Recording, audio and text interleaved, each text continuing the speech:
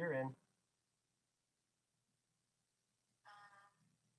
Okay, and can you see me? Not yet. You might have to turn your camera on and then you'll have to unmute yourself. Hi, Daryl. Can you see me? Not yet. I'll be back in a second, Curbs. All right, Oh, well, so you're in. I started my It says stop video. video and I unmuted. Hi, Daryl. Hey, Patrick, how are you? Uh-oh, I don't have any speakers. Perfect. What the heck? I have no audio. Well, I have my camera on. Hello. I'm going to try and talk to my team here. I think they're trying to get on, and I'm going to keep my video on just so that it'll pop up when it's ready. And Okay, sounds good. I'm going to figure out what is the dealio with my speakers here. Okay, sounds good, Colleen. Well, I'll catch you back on Zoom here in a little bit. all right. Thank you so much. I'll see you soon. Okay, Okay, bye. bye.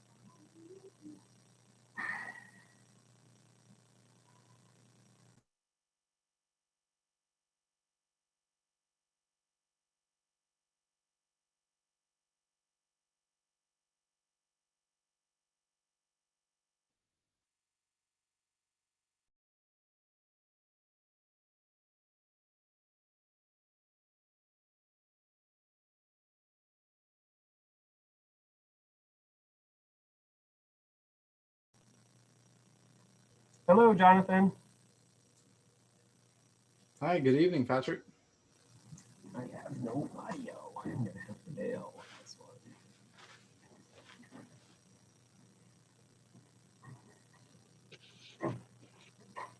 Jonathan, good evening.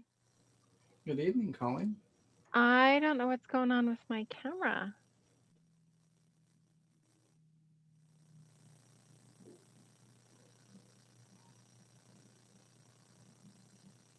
I will log out and see if I can pop in again and refresh possibly.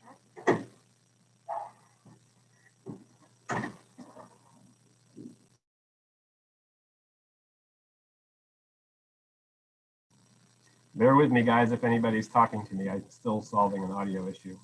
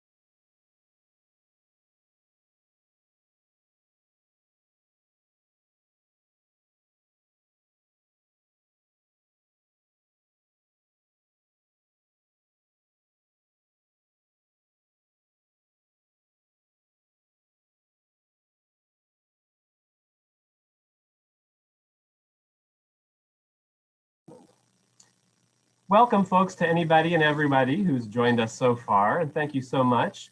We're going to get started around 6:30 sharp, and I do not have audio at the moment, so I've got a co-host who has controls, and I'm working on solving that. Fun times. But anyway, welcome, guys. So good to have you. Hello, Jonathan. Hello, Andy. Hi, Brent. Hi, Colleen. I can see you. Hi, good evening. Thank you for having us. Hello. I was trying to make you co-host, but it won't let me. Now it will let me. Aha. All right, Daryl, I'm taking you away from co-host and giving it to Colleen. Actually, do you want to give it to Jonathan? Jonathan has got control. I'm going to take it away from Colleen and I'm going to give it to Jonathan. Thank you. Just like that. Just like that. And Jonathan is now a co-host. Yes. Okay, Jonathan, you're now co-host while I try to solve these critical issues that I will have taken care of momentarily. Sounds great. Thanks, Patrick. Sorry, Daryl. Bye. Yeah. You guys.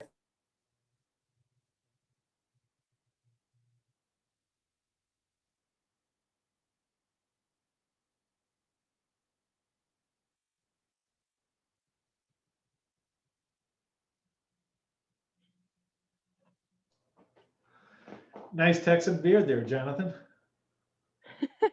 Very Alaskan, Jonathan. Thank you. What's your background, Jonathan? Chess piece. What's somebody holding a chess piece? Yeah, it might be my hand. Oh, Yeah, very small. it looks rather large.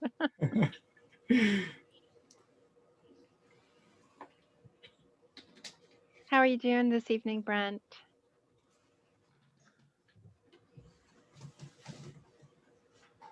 Uh-oh. We've got you on mute. Good, ready to go? You hear me Good. now? Okay. I can. Jonathan, are you co-host? You have controls. Unfortunately, yes.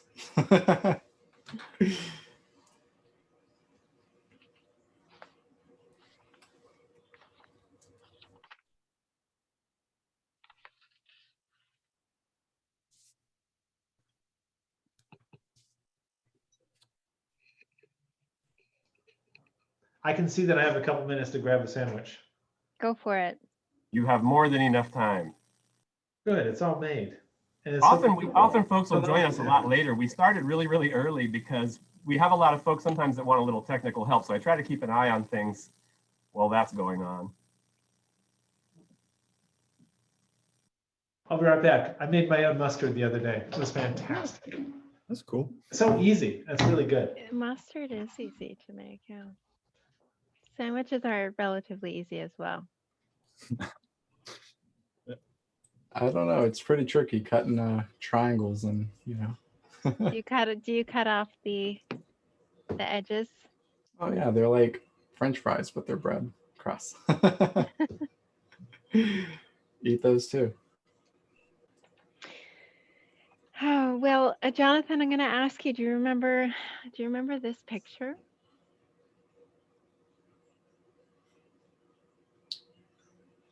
I think so. I think you've shown me that. This is a long time ago. This is Brent. Sebastian, I think, had played a handful of times, and he was 5. And I think this is like one of the moments that he knew that chess was for him. Nice. Yeah, some kids just know. Yeah. Did he win the game? He did not, and that game was with Andrew Pudwa, and he runs intelligence schools all over the country, and he's got one in Philadelphia and Pennsylvania. And that's actually the reason I sought out Jonathan as his chess coach. Yeah, cool. Well, it's important to learn to lose well. You can't win all the time. Yeah, I am trying to teach that lesson to my 8-year-old son right this second because he gets so frustrated. It's an important life lesson. absolutely.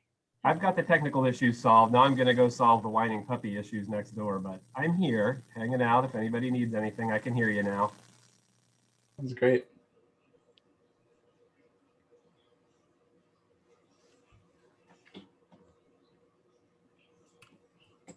Is there any echo issues? I have a headset that I can put on if there's any audio issues.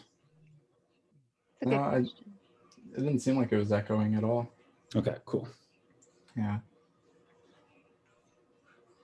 I have that problem with my laptop.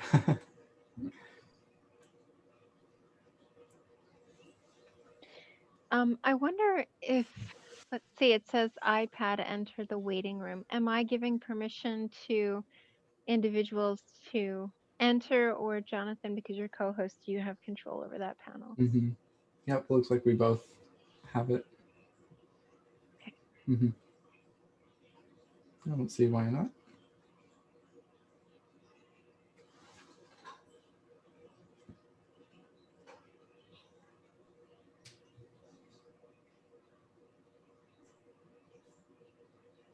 So excited.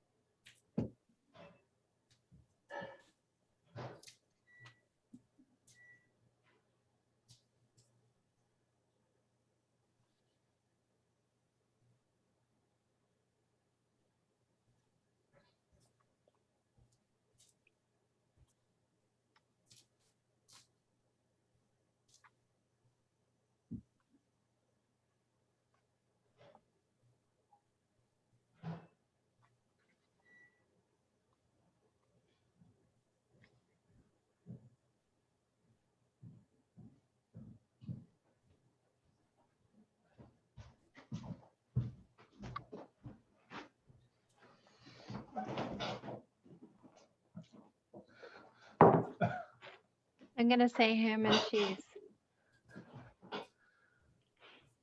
Pardon? I'm going to guess ham and cheese. Oh, no, goodness, no. Oh, what a lovely picture. We have an age today.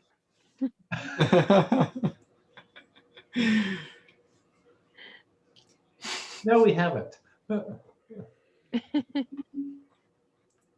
Could have been taken last week.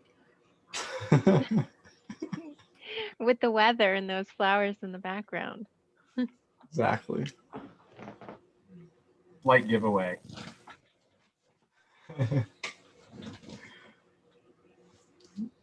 iPhone.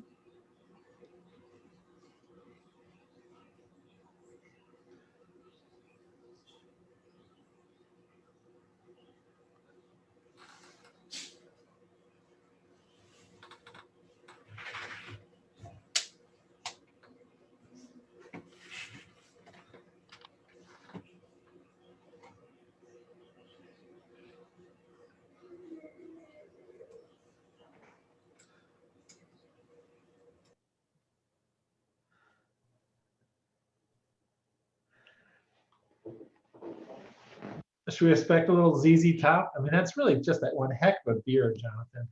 I just really dig it. Texas has gotten you. You know, LaGrange ain't that far from Houston.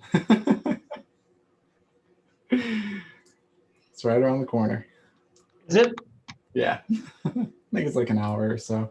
That's a glorious thing. Yeah. Yeah, I had to stay warm from the Texas winters a week ago.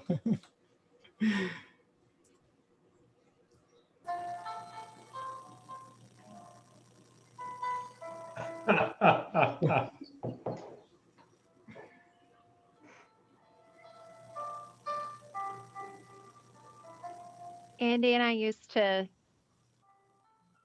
debate if, Andy, what did you play jazz when you were teaching your kids? And I had some other classical. What did I have on? The piano guys, I think. My It's necessary. It's a wasted opportunity not to. Mhm. my chemistry teacher always played classical music during tests because she said there are lots of studies that said it increased the average grade by like 5 percentage points. So, How did it work out for you? well, I don't know. I didn't take tests without it, so there wasn't a control group. But Oh, good. And there's no like terrible association. You don't hear like Mozart break out into a cold sweat. That's great. He's pretty good at chess. He did play Sebastian. He did beat him. yeah, Sebastian's pretty good himself. Yep.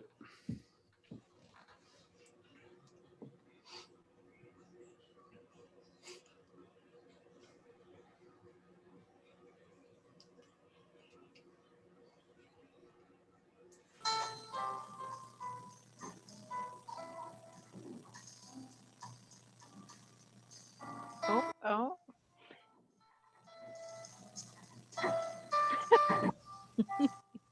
How do we remove the emojis? No, it's very nice. I'd leave that there. I really would. It's lovely.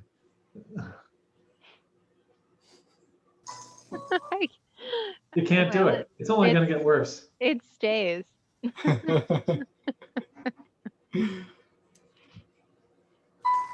It'll go away eventually. Oh, there we go. I think it's 20 seconds or something like that. Well, I thought they would float up, but it didn't. Oh, that'd be way more fun. I was trying to get some floating chess pieces to come across the screen. Oh, that would be really fun. Yeah. Marching pawns.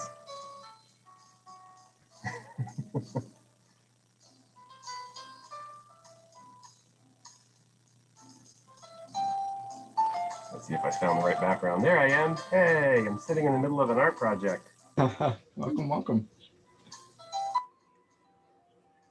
That's the 1% for the Arts exhibit out in the main lobby here at the Anchorage Senior Activity Center. Those beads are actually seagulls in flight, I think.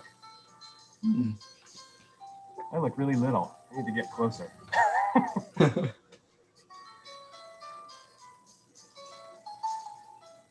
Fantastic.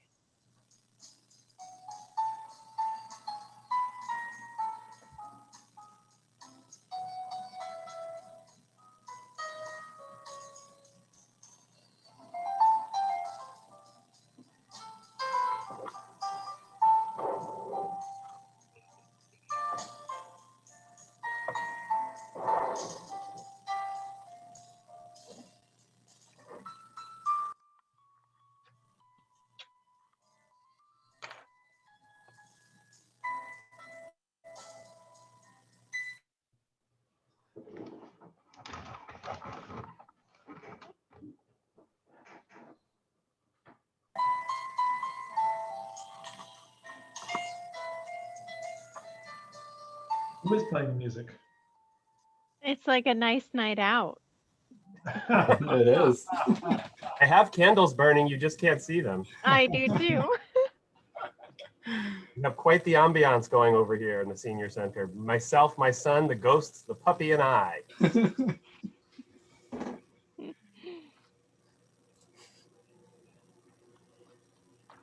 The champagne toast will be at 6:30. Oh, that would be lovely.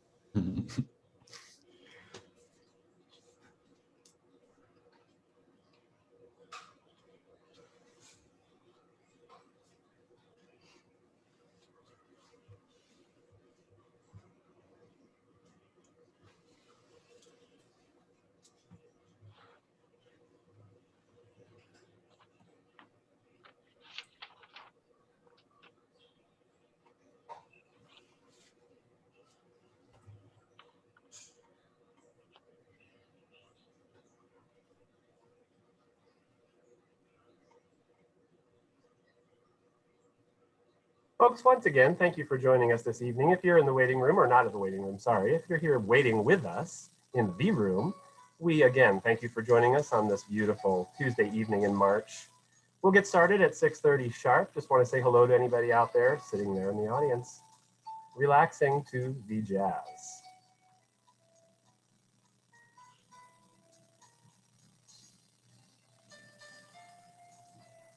All right, how old is chess? Who can hit the number on the money? Talking to experts here. What is the age of the game of chess? Come on, Jonathan. Speak up. I see Speak smiles. Take a guess. Let's see, it's what, 2021? A little over 1,500, I would say. You are so perfectly correct. Now, if you'd gotten that one wrong, I'd have to remove you from the meeting and find a new co-host. It's hard to replace him, Patrick. I don't know Just about giving you a hard time. Yeah, I was surprised. I figured it had to be younger than all the board games where you didn't have to necessarily carve intricate pieces. that. So if you're playing with stones, you could play backgammon or pente or mancala, which are all collectively 3,000 to 5,000 years old each. Wow. Chess takes the cake. I was curious too with the answer because I guess it depends on what kind of context you're talking about the game, what form. So Chaturanga with India or Shakmat. I think most of the time, like if you're just doing something casual research, like a Wikipedia or a Google search, you're going to end up finding the Romans planning battles or something like that. But I think that's where they generally target it. Yep. Wiki has become pretty solid for quick information over the past few years. Right on. No one now, we're asking a whole different group of people when we're talking with you all, of course, but I don't think anybody I've ever asked that question has ever gotten it even close. And I only do it because I happened to stumble across it and I found it fascinating. It is, and I think the majority of the current form of chess goes back to around like 1500, give or take, 15 to 1700 with the last major rule changes in the game, which had to do with like the pawns and the queen movement. So, well, it's just one of the coolest things in the world to try to research or look for a particular strategy or a move or just the origin of some form of a strategy, and to be able to skip all around and find out, well, this one was in, 16 or 1500s in Greece, and then this one, it's incredible if you start to do some of that. We were looking at some neat stuff, my son and I, and we were just astonished. We were all over the world finding strategies that were evolving. Well, don't ask me any of those questions. No, I don't have any preloaded. All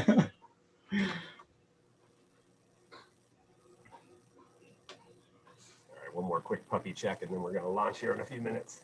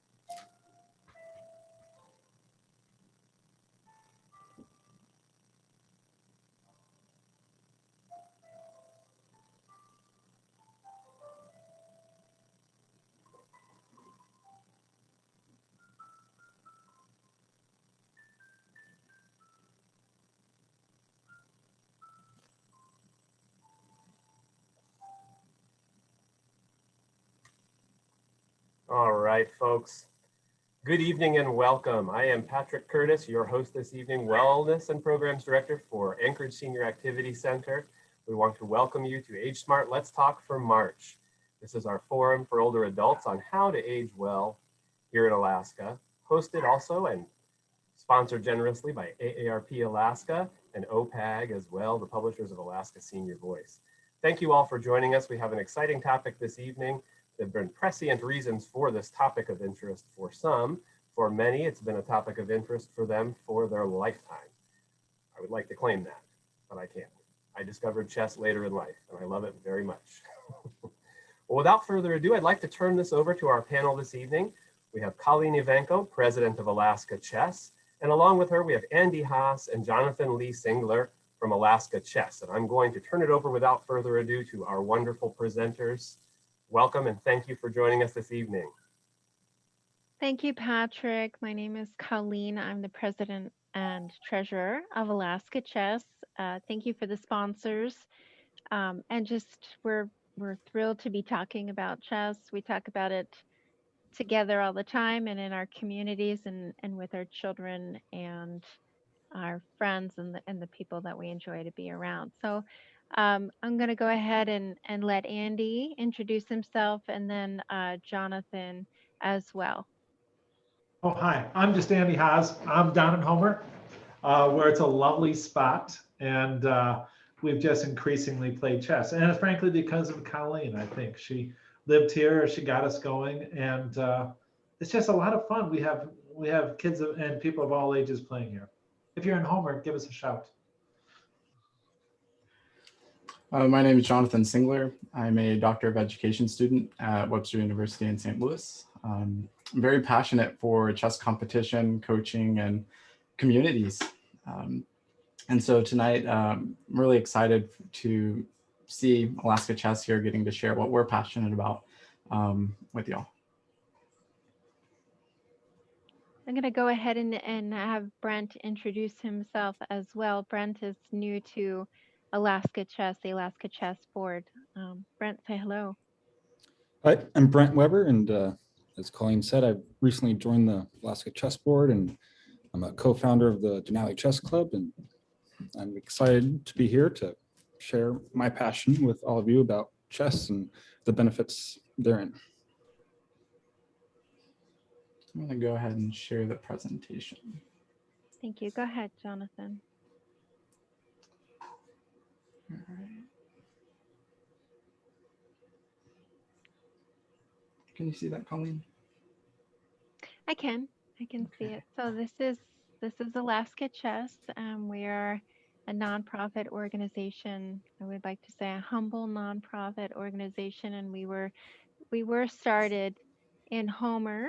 And I'll let you know that the basis had started off of the foundation was my son Sebastian was 5 years old, and he was homeschooled and he was looking to make friends in the community, and he was having a hard time with that. And so he was introduced to the game of chess as a homeschooling student. We purchased a lot of games and he was playing with his dad, and he said, I really like chess and I really want to make friends, Mom. And as a mother, I took that to heart and I said, okay, pack up your board, pack up your set, and let's head downtown. Let's go into Homer. I'm going to go ahead and admit some more people into the meeting. So I took my two young boys to a coffee shop in Homer, Alaska, and I said, sweetheart, set up your chess set and I will find somebody to play with that you can play with. And he said, Mom, do you know anybody in here? Do you know anybody that plays chess? And I said, no, but I'll find somebody. And I walked around and I said, do you play chess? Do you play chess? Do you play chess? And I didn't know who I was asking, but it's a nice, small, quaint community in Alaska. And I trusted that somebody in there would know how to play chess. And they did. And that's the beginning of how Alaska Chess started. We got bigger and more popular, and other homeschooling kids wanted to join. And they were having a lot of fun. And I didn't know how to play chess. Eventually, my son, who was 5, taught me how to play chess because he loved it so much. I thought, this is wild. And what he taught me a lot more than I was teaching him. And so I took to the library where I knew it was a safe environment for children and for other kids to be. And I started renting um, the community rooms. There was a knitting group before us, and I put on Facebook to other homeschooling parents that this was an opportunity for our kids to get together and play chess. And parents started dropping off their children left and right, and I knew I needed assistance because I really didn't know how to play. And so I looked to the internet, to Chess Kids, where I knew it was a safe website where I could learn how to play and then teach the kids at the same time. And that's what I did. And that's how I met Andrew Haas. He has just been a very, very important support system for Alaska Chess. And Andy had a lot of knowledge and a great reputation in the community and knew the community well. And that's how Alaska Chess got started. So one game, one community, we're all connected. Jonathan, would you like to go to the next slide?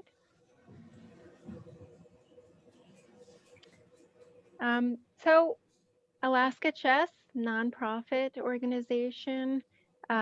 Who are we? Jonathan, would you like to? Jonathan was mainly the core of writing this, and a lot of the passion and research and knowledge came from him. And I'm going to have him introduce you to our mission and really who we are as far as research and education goes. So our mission statement, to start there, to champion and elevate well-being, education, and community through Alaskan chess culture. What does that mean? Well, there's many facets that we'll learn about tonight with a game of chess, but what it really comes down to, and what we will talk about many times tonight, is relationships. Chess brings people to the board who may not have anything else in common. And one of the unique factors of Alaska is that we have a very large indigenous population, which is really neat. So in our efforts to promote chess throughout Alaska, we are focused on the individuals at the board, how chess can benefit their lives. Also, we're looking at the education piece of chess, whether it's solving puzzles or learning theory, learning new ways and tricks to get one over your opponent. But most importantly, it's the community factor that brings it all together. Does that sum it up, Colleen? Absolutely. I think it's really important. When we were choosing our board members, we asked what is important to you in chess, and if humility with winning and losing, and winning and losing with grace, and getting to know your opponent and respecting them over the board, and then in the community is what we were looking for. And those are the types of players that we're looking to create or to bring out in our players. Andy, would you like to contribute to that, or Brent? No, we just had fun. Yep. And I love the opportunity. I mean, I think this is a great idea that to talk about the effect that chess has on cognitive ability, both developing, maintaining, and advancing. And it certainly is true. It's a wonderful opportunity for people of all abilities.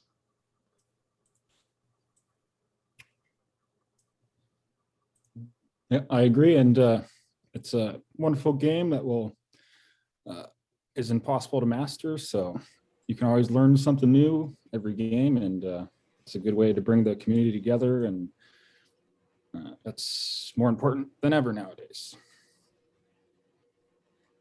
Jonathan, you want to pursue? So these are the community programming, the regions in Alaska that we had focused on and donated materials on. The Homer is where is the small town on the road system. At the end of the road, the halibut fishing capital of the world.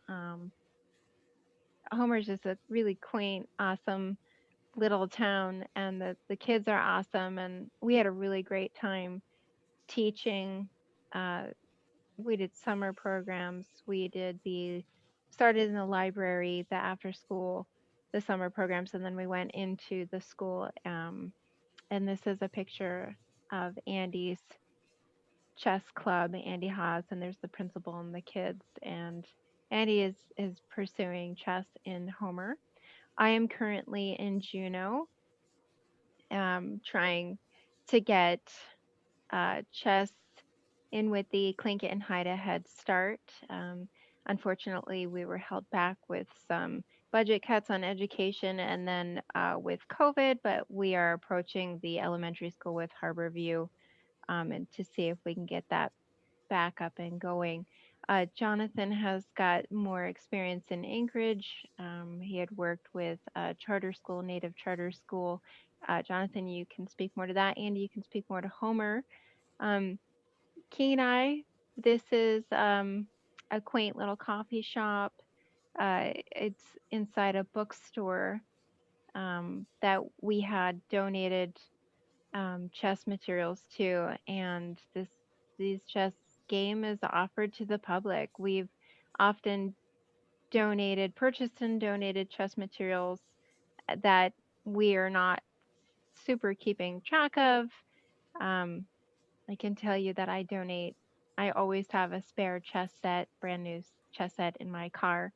And if there's a conversation that sparks about chess, I usually donate it to a child or a teacher or an individual who has a child who's interested. The NASA's Challenger Learning Center of Alaska, we just recently received a couple of grants during COVID, and we have donated a significant amount of materials there. And we were looking forward to getting more involved in STEM and STEAM programs, and hopefully that'll be a great opportunity for us to track and get on board with those homeschooling parents right now during COVID. The Girl Scouts of America, we were fortunate enough to be invited to Palmer, I believe in 2019, to do the encampment. And that was great fun. These girls were excellent. Jonathan and I went to Palmer and had the opportunity to meet with these girls, and they were just really, really just full of energy and picked up the game really quickly. And I don't believe that most of these girls knew how to play chess, but their interest was there and they were engaged. And then Jonathan, if you could speak to the president of the Girl Scouts, does she what was her background? Do you remember? She, I believe, was a former engineer of NASA. She was, right. And she was playing and she got excited, and we got some really great videos with her playing with the girls. And then when we got to play, the girls earned their patches, and we got an awesome grant to be able to cover that, and that was out of Homer. And then we also supplied some materials to the senior veterans. We were invited to Jonathan, could you remember the name of this event? This was again in Yes. 2019 as well. So this was the National Veterans Golden Age Games for senior veterans over 55, I believe. And Mr. Haas and I spent, I think it was 3 or 4 days coaching and playing with well over 400 veterans throughout that time. And it was a great opportunity to see people who not only provided service to their country, but a lot of them had many stories coming back to the game and they had, some of them had a 20 to 40 year hiatus from playing, and just seeing that joy as if, you know, they were children, being introduced to the game for the first time was a really great memory. Yeah, my greatest memory was a 70-year-old man from Louisiana that just whenever, right before he put me in checkmate, he'd say, "Here come the Undertaker, here come the Undertaker." He did it game after game. It was delightful and humiliating. That's my role. I did have the opportunity to spend one afternoon and one evening with those individuals, and I thought they were competitive, extremely competitive. They were really good. They challenged me to the core more than I was prepared, but really nice, engaging conversation, um, and that meant a lot to me because I got to learn about why they were playing chess and what they really enjoyed about playing. Um, and then APU, Alaska Pacific University, Jonathan, that when I had reached out to you initially to be my son's chess coach when he was 5, and then invite you onto the Alaska Chess Board. You were currently a student at Alaska Pacific University, and if you'd like to speak to the programs in Anchorage right now and let us know Sure. how that's going while you're Yeah. moving forward. Absolutely. So I had the great opportunity to meet Colleen and her son.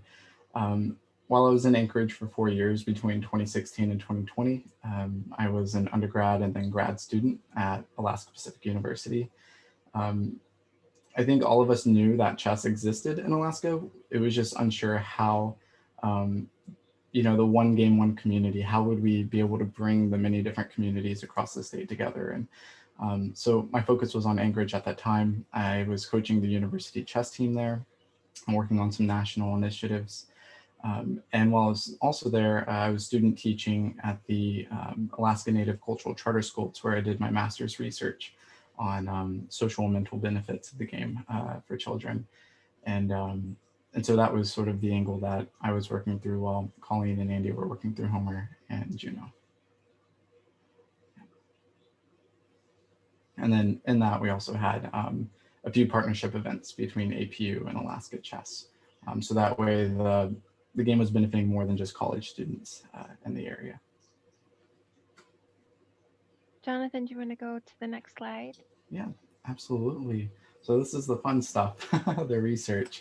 How and why does chess benefit us really as we age? As stated, I've done research with children. I haven't done research with older populations, but I've had to read a lot in that area for school. But there's 3 areas that chess research really falls under. That happens to be the mental, social, and physical aspects of the game. And I know what you're thinking, how can chess be physical? You sit there for 4 hours. There is a lot that's happening within you. And so we'll talk about that. And so with the benefits of chess, there's a variety of benefits, whether it's critical thinking or inquiry. And the benefits are very different from one person to the next. It's really, what are you trying to get out of the game to benefit your life and your health? So looking at a little bit of research, as we age, we tend to be more grounded in our experiences and thought processes. Science actually kind of calls this intelligence, but there's 2 forms. You have crystallized and fluid. What that means is, as we get older, we become a little more stubborn through our experiences and our perspectives. And in children, they tend to have more fluid intelligence. They don't have many experiences to rely upon. And so they're learning along the way. This is maybe the hardest aspect with learning chess or really anything new, is we kind of have to start taking that crystallized brain muscles that have been kind of static for a while and start working them out a little bit. And so a really cool thing with brain mapping, there's 3 types of processes for how our neurons fire. And One of them's linear, they call it lattice. There's random and complex. And our brains try to create the most efficient way to send information throughout our mind and try to find the answer to what we're looking for.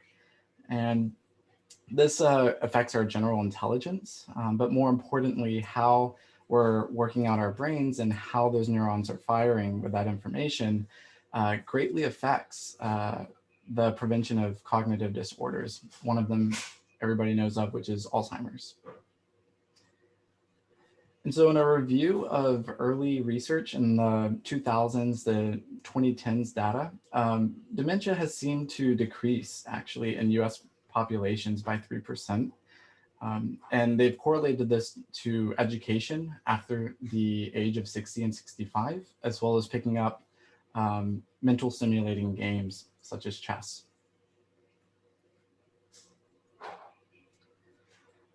So we've all been told prevention is the best form of medicine. And what we know from research is that the mental processes required to play chess has a direct effect on preventing many of those cognitive diseases off the board. So while we're in promotion to get people on the board, we want to make sure those benefits they can take back into their lives. And one way of doing this goes back to that intelligence piece. How do we start making that brain work? And we do that through playing the game of chess and solving chess puzzles, just like a crossword puzzle or a Sudoku puzzle. And as we start training our memory, that starts affecting our short-term memory, our fluid reasoning, and processing speed, all of which equate to better problem solving through step-by-step processes that we learn through the game of chess. So going on to the physical side of chess, for people who have seen a chess tournament or a chess match, it isn't really exciting from far away. If you're watching the chessboard, it can get pretty intense. It kind of looks like two people are trying to see who can outsit the other person, but it's not really the case. It's part of it though. Chess is a sport. It's internationally recognized by the Olympic International Committee. And there's four main processes that are happening in your body which help scientists and researchers determine it is a sport. Those are things that fall under biochemical, physiological, neuronal, and physiological. One of the quotes from this research here by Golf is sort of a testament to time. Chess has really been played and dominated by men, and there weren't many opportunities for women to engage in the game until the 1900s. And then in this research, it highlighted that there exists no gender-specific excellence. The closest thing to that would be glycogen levels that differ between men and women, but there's really no great effect on that in the game. So what this really means is chess ability has nothing to do with gender, and it's a game that everybody can enjoy and excel in those benefits. And my favorite part about the game, the social piece. Chess is about relationships between the pieces, the board, but most importantly, the players. And Alaska Chess is affiliated with the US Chess Federation. It's the national chess body, which ensures competition available for players 50 and older. As mentioned, we have partnered with the US Veterans Affairs, which saw over 400 senior veterans players come to the board, share life and military experiences over a game of chess. And some of them, like I had mentioned, hadn't played in 40 years, and they picked it up as if they had studied the entire time. And this is the beautiful thing about chess as we age is, even though our brains crystallize, if we want to call it that, those life experiences we gain over time translate back to the board. And then those benefits that we work on through the board, through that inquiry, scientific reasoning, problem solving, even humility, being able to take loss, transfers back out into our lives. And I think if anything, that's the biggest takeaway with chess is it brings people together and it provides the opportunity to help us grow together as one game and one community.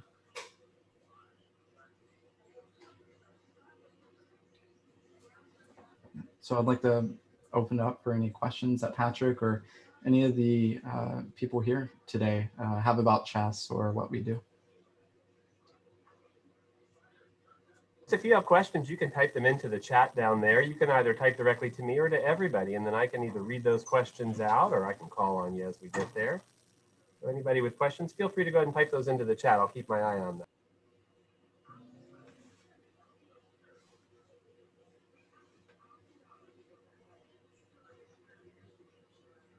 One thing that I would like to bring up that I think's a lovely idea for many people that I've run across is those who have grandchildren who they want to get involved with chess, who may be living in a different town. There is wonderful opportunities to do that. There is a program called Chesskids.com, which we use as an instructional method for the young people. And young people, I'm saying, you know, up to maybe 5th or 6th grade, it's animated, it's great. And it involves the opportunity for you to play a grandchild on the internet. So much more fun if they're with you in the home, but if they're in Maryland, for instance, it is a lovely Christmas gift to get them a subscription to chesskids.com, which is free to start off with, but you buy into it, it's something like $50 a year. And that allows you the opportunity to play a grandchild online as well, which is just a joy. It's a very effective program that I mentioned to a lot of people. So I just wanted to let you know that that was on my list of things to say. Thank you for sharing, Andy. Chess Kids is the platform that I started teaching the kids on when I started running the groups in the library, and it's a safe platform. You start out free. There's a lot of activities that the kids can do up into a point, and then you have to pay for a membership. Jonathan can correct me if I'm wrong. I think it's $45 for the year, but the educational tools have gotten significantly better, perhaps right before COVID, but I revisited it not too long ago, that platform, and just the teaching that's available is spectacular. Yeah, thank you. I've got a question. I'll chime in here really quickly. This is Patrick, our ASAC programs director. We have recently formed some new partnerships, and we've discussed this with a few of you all as well, with some of our local school groups. And we mentioned Alaska Chess to those folks. They were so excited because one of the things that we've seen through the pandemic with our programming here at ASAC, but also what we've done with some of the area schools, is the bridging the age gap between youth, young people, and our senior patrons is a beautiful, wonderful match made in heaven. They tend to really relate very well. I was just curious, have you all seen that? It sounds like each and every one of you has had a lot of experience and exposure to multi-generational chess. What has been your experience with when you've had the opportunity to see young people with older mentors?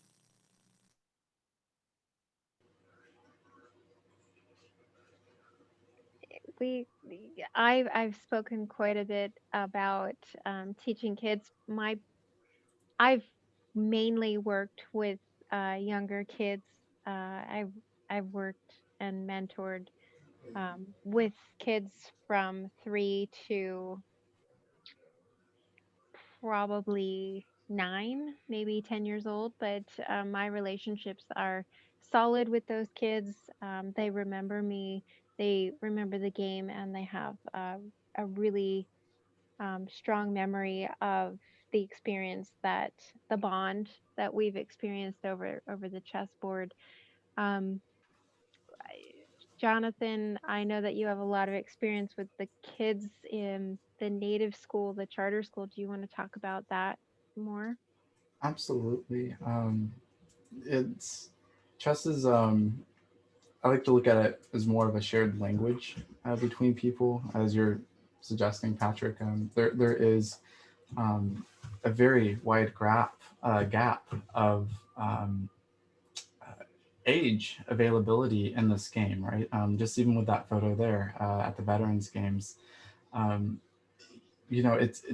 I find it fascinating that you can take somebody who has 70, 80, 90, 100 years of life experience, and maybe they share it over the board with an 8-year-old, but they've met their match cognitively in a game that can be shared and relished in.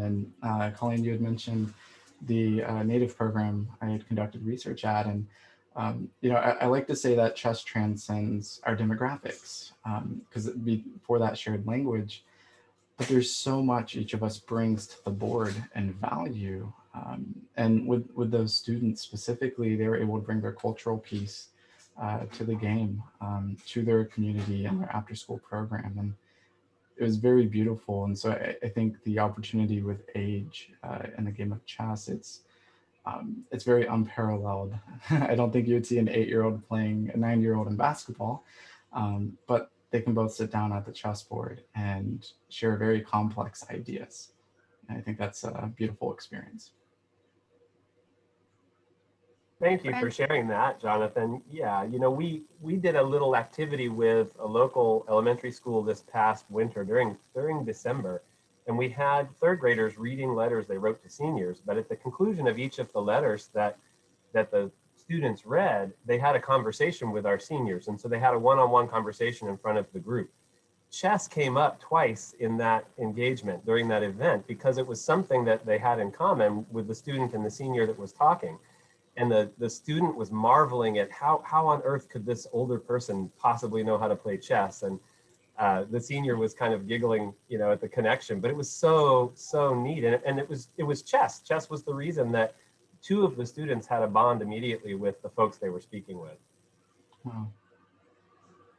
Yep, I would also just- like to mention, if I may, that if you have a child or grandchild, it really is a lovely thing to teach.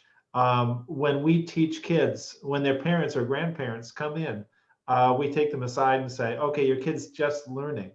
Do not start with a game of chess, because you got like a 4-year-old, they're not going to have the attention span to play a full game of chess.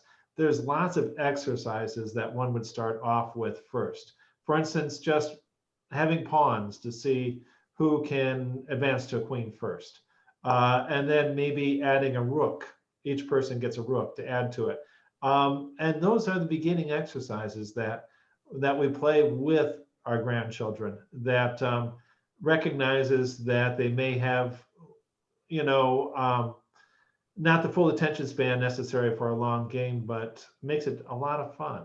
So that certainly is one element of, as we get older, reaching out and teaching chess to young kids is just a hoot. But playing with each other is great too. Well, we want to have the young kids come to the senior center and teach us old people to play chess. That's the way we envision it. Yeah, you bet. Yeah, I just wanted to add real quick, it's not only a good game for bonding and socializing, it will help prepare them for later life with problem solving skills and, the lessons. It has a lot of lessons to teach them that they'll need throughout life, and it's good to start early. That's sage advice from Brent. Yes, absolutely. Starting early. Learning those strategies and those cognitive ways of thinking about a game. And then obviously that doesn't necessarily apply directly when we just think about it on the top of our heads, but it really, really does. Don't rush in. You can see the benefits of these kinds of lessons when kids do get involved with a game like chess. And for me, it's been always sort of a rallying point. I've worked with kids, most of my adult life, either as a counselor, camp counselor, kindergarten teacher, et cetera. I've had a few different roles working directly with children. Chess has always been a rallying point. There's always, in every group of children that I've worked with, there's a few kids that have exposure and really relish introducing others to it as well. So I've had myself a great time watching that happen. That's excellent. We promote and support healthy habits and growth. And Patrick, if anyone on this forum would would like ideas or support or knowledge on how to support their programs or start their programs, including you with the program that you were just talking about. We would love to be here to assist, and we are open. We can share our information after this, and we're here to support chess in Alaska and other places, and to support our kids throughout the ages. And right now we're going to be focusing on schools, but there's no limit to what we can do. So thank you for having us. Colleen, I'm going to type into the chat. We can share later as well information among our patrons, but I'm going to go ahead and type contact information in the chat if you're willing to share, just the website, etc. It's alaskachess.org, correct? That's correct. And we have a Facebook page that we use quite often. Most of us do this on the side, and Jonathan, like I said, is studying at the university, and he had mentioned that he is this is a lifelong goal for Jonathan, so he's developing some curriculum. Andy is in Homer working with schools and clubs. I'm in Juneau. Brent is in the Denali region. We are all in Alaska, except for Jonathan just recently left, but we are all easily contactable, and I'm willing to share information with everybody here. So if there are any other questions, feel free to plug them into the chat and we can answer them after this or shoot you an email. Yeah, and thank you. But one thing that I've been thinking about during Jonathan's presentation about cognitive ability is that an interesting part of chess is, one component of it is the different ways of thinking are all captured. So for instance, you can break the game down to a beginning game, middle game, and end game. And I think someone said that you play the beginning game like a book, and the middle game like a magician, and the end game like, I don't know, executioner. But Jonathan knows the quote better than I do, I'm sure. But the point is that really your first 10 moves are bookish, and they're really kind of drawing on the memorization part of it, while the rest of the game is more inventive. And it's really harnessing so many different ways of thinking, I should think, that it just really wraps things up nicely. And boy, I started off teaching chess here to special ed kids, and I found that there were many kids who were special ed that found a refuge in playing chess and following black and white rules that eluded them in more social life, and really was a spectacular way. So there's really, it's interesting. I've been thinking as we've talked how many different cognitive aspects there are, not just one, but it's a great way to develop everything, I should think. Thanks. I have another question I'm going to ask, and this may capture a small measure of chagrin amongst you wonderful panelists.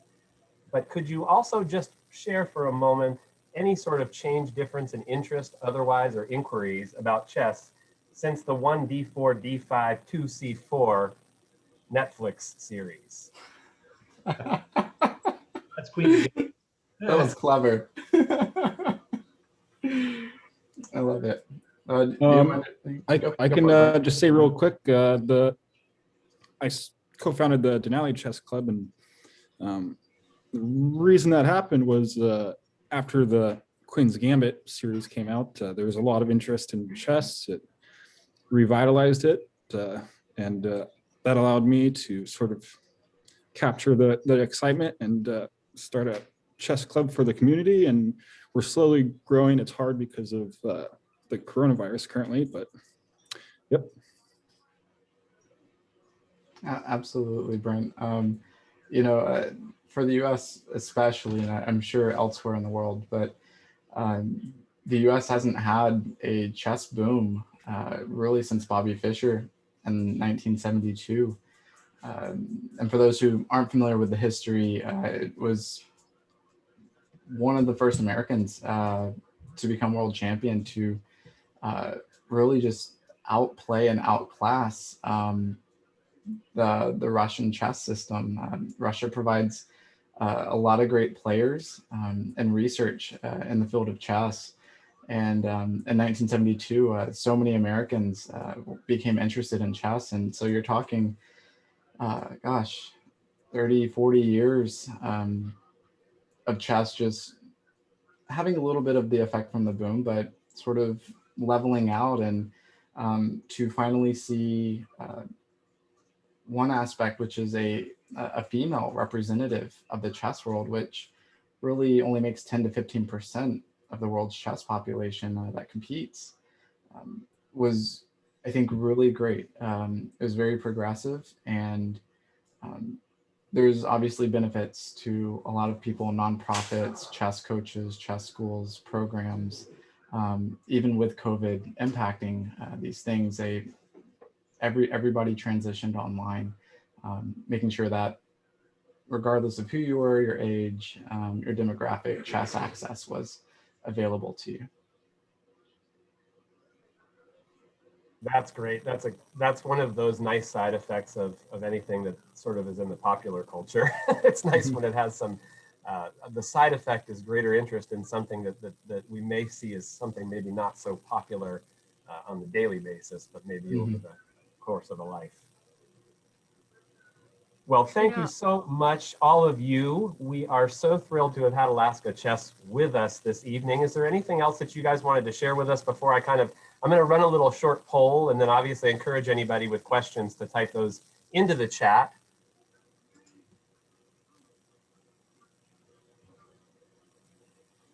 I'm going to run that poll here in just a moment.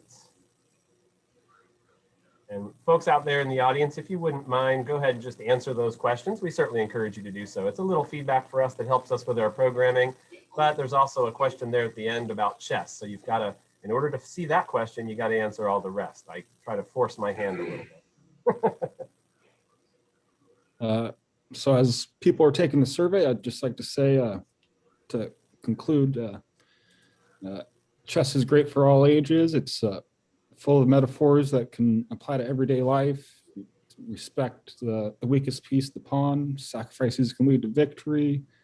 Keep your eye on the goal of checkmate, not just capturing stuff. And all pieces have to work together to win. And most importantly, tempo/time utilization is one of the most important parts of the game, and that all those apply to life as metaphors, and I can go on, but yeah, like some activities, it has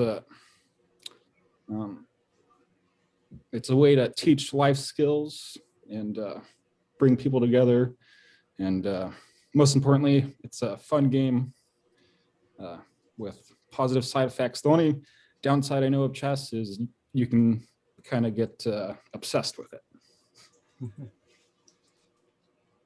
I certainly like that idea. Getting obsessed with chess. There's absolutely nothing wrong with that. Where some folks are answering our poll questions there. The last question, if you've already gotten to it, once watching this evening's presentation, will you play more chess after tonight's presentation? It is a multiple choice. A is yes, absolutely. B is for sure. C is most likely. D is possibly. And not at all is not on there because that's not going to be an option for you. Well, I'm just kind of keeping my eye to see if any other questions come in. I don't see any coming in. Folks are wrapping up their poll responses. I want to just take a moment on behalf of Anchorage Senior Activity Center, OPAG, Publishers of Alaska Senior Voice, and AARP Alaska to say thank you to Alaska Chess. Thank you, Jonathan, Colleen, and Andy for sharing your time with us this evening, talking about a game that for me means an awful lot, that I'm thrilled to hear the passion, the absolute wonderful experience, and really the efforts that are being made by Alaska Chess and our panelists here tonight, the impacts that they've had on youth primarily, but just folks in our community and supporting this great game of chess. thank you all for joining us. We really appreciate it. We look forward to next AgeSmart in April. We've got Cyrano's Theater talking about the importance of theater in our lives and how theater can be a great activity for us as we age well as well. So we hope you'll join us. That's the second Tuesday in April at 6 p.m. We'll open up the meeting then. Once again, thank you, everyone. And please go ahead and unmute and give everybody a round of applause on our panel if you would. So if you know how to unmute, go ahead and unmute. Be nice to hear a little bit of live applause there for a moment. Yay. Very good. Appreciate it. Thank you. Thank you for coming. All right, folks. Well, once again, thank you so much on behalf of Anchorage Senior Activity Center. I'm your host, Patrick Curtis, the Wellness and Programs Director this evening. Thank you all for coming. Have a great night. Be safe out there, and we look forward to seeing you again in person as soon as we can for our next AgeSmart gathering on site. We don't know when that will be, but we are hoping sooner than later. Thank you so much, everybody. Have a great, great evening. Good evening, everybody. Good evening. Here. Thanks for Bye. being here. Thank you Thanks, so much. Patrick.